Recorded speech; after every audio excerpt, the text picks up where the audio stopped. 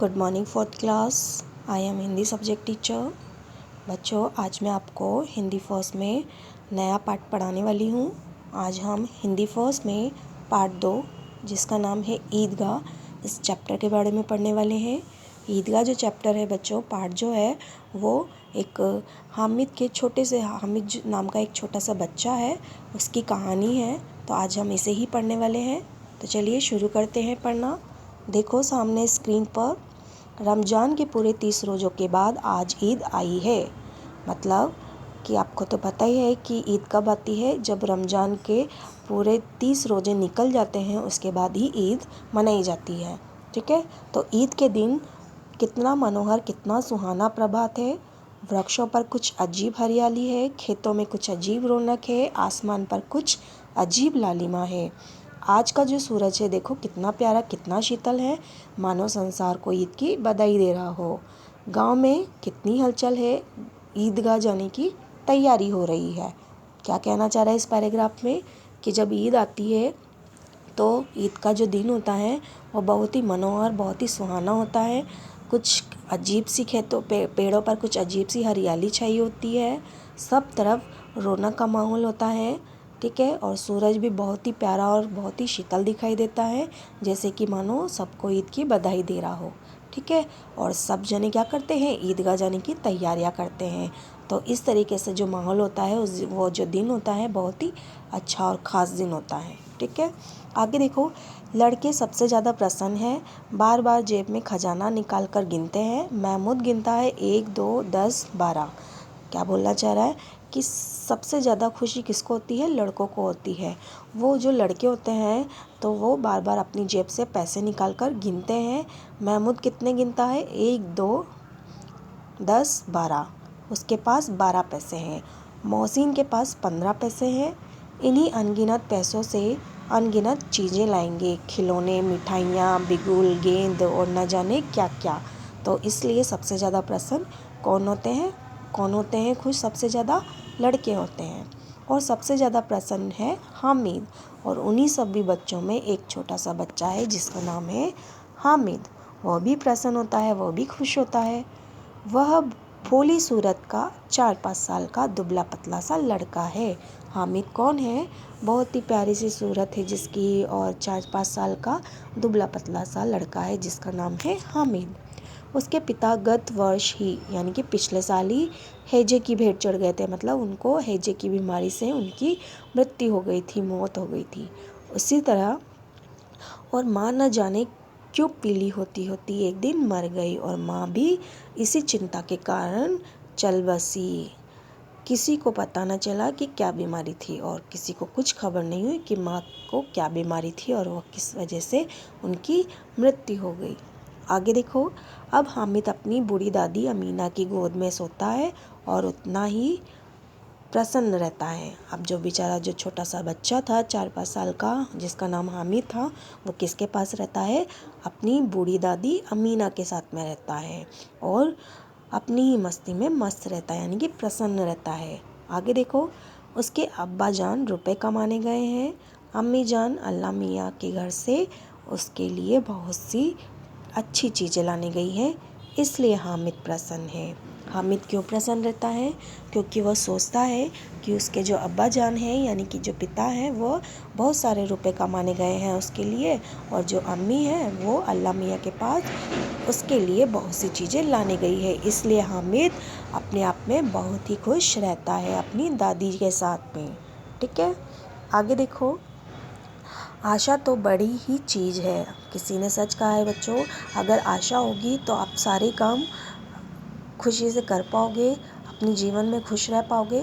इसलिए हामिद को भी यही आशा थी। क्या आशा थी कि उसके अब्बा जो है वो बहुत सारे रुपए कमाने गए हैं और अम्मी जान उसके लिए अल्लाह मियाँ से बहुत सारी चीज़ें मांगने गई हैं, लेने गई हैं। ठीक है, तो देखो आगे देखो, हामिद के पाँव में जूते नहीं हैं। क्या है, जो हामिद है ना छोटा सा बच्चा, उसके पाँव में जूते नहीं है। सिर पर एक पुरानी टोपी है जिसका गोटा काला पड़ गया है, फिर भी वह प्रसन्न है। अब देखो हामिद कितना गरीब लड़का है, गरीब बच्चा है, उसके पाँव में जूते भी नहीं है और सिर पर एक पुरानी टोपी है जिसका गोटा भी काला पड़ गया है, जिसकी जो डिज़ाइन बनी हुई है गोटे से वो भी काली पड़ गई है, लेकिन फिर भी वह क्या है, खुश है, प्रसन्न है, दुखी नहीं रहता है, वो खुश रहता है।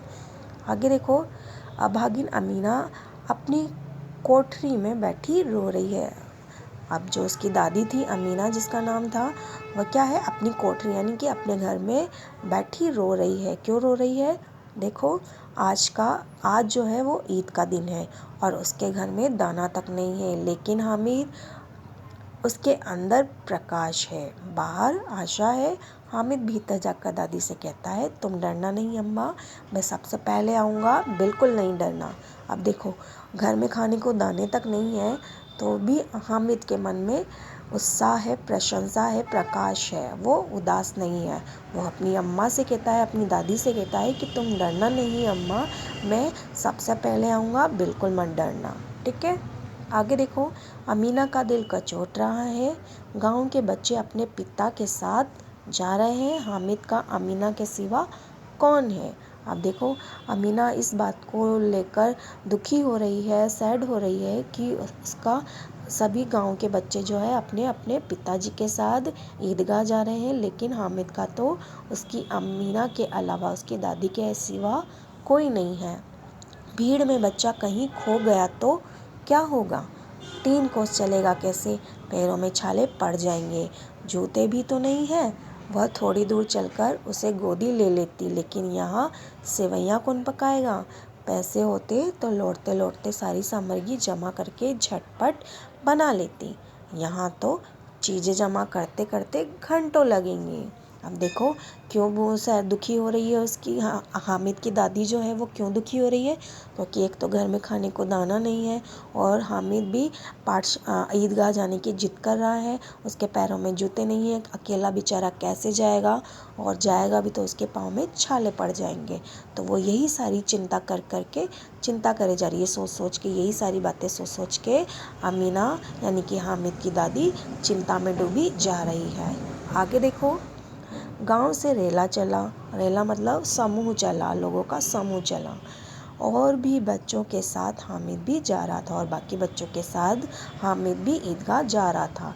शहर का दामन आ गया था। सड़क के दोनों ओर अमीरों के बच्चे जो हैं बगीचे हैं। सड़क के दोनों किनारे जब वो जा रहे थे ईदगाह, तो सड़क के दोनों किनारे क्या थे? अमीर जो लोग थे उनके बगीचे थे, बड़ी बड़ी इमारतें थी, अदालत, कॉलेज, क्लब, घर आदि दिखाई देने लगे। हलवाइयों की दुकानें मिठाइयों से सजी हुई थी। अब बस्ती घनी होने लगी। ईदगाह जाने वालों की टोलियाँ नज़र आने लग गई थी। अब रास्ते में कहाँ जा रहे थे सब लोग? ईदगाह जा रहे थे ना, तो रास्ते में उन्हें ये सारी चीज़ें दिखाई दी, कॉलेज, क्लब, हलवाई की दुकानें, वहाँ पर मिठाइयाँ सजी हुई थी। अब धीरे धीरे करके बस्ती भी आ रही थी, और तब अचानक से क्या दिखाई दिया? ईदगाह जाने वालों की टोलियाँ नज़र आने लगी। एक से एक भड़कीले वस्त्र पहने हुए सहमा ईदगाह नज़र आया। तब सब लोग जब नए नए कपड़े पहन के जा रहे थे, तभी सामने क्या दिखाई दिया? ईदगाह नज़र आ गया, क्योंकि सब ईदगाह ही जा रहे थे, तो सामने क्या दिखाई दिया? ईदगाह दिखाई दिया। लाखों सिर एक साथ सजदे में झुक जाते हैं, फिर सबके सब एक साथ खड़े हो जाते हैं। नमाज ख़त्म हो गई, लोग आपस में गले मिल रहे हैं। अब देखो, जो बच्चों मोमडन जो लोग होते हैं, मुस्लिम जो लोग होते हैं, वो ईदगाह के दिन, ईद के दिन क्या करते हैं? ईदगाह जाते हैं और वहाँ नमाज अदा करते हैं, नमाज़ पढ़ते हैं।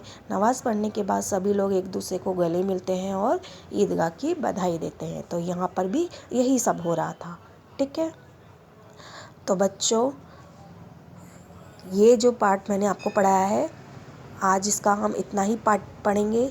इसका आगे का जो चैप्टर है, आगे का जो पार्ट है, हम सेकंड वीडियो में पढ़ेंगे, सेकंड पार्ट में पढ़ेंगे। ओके, तो यहाँ तक के लिए थैंक्स फॉर वॉचिंग।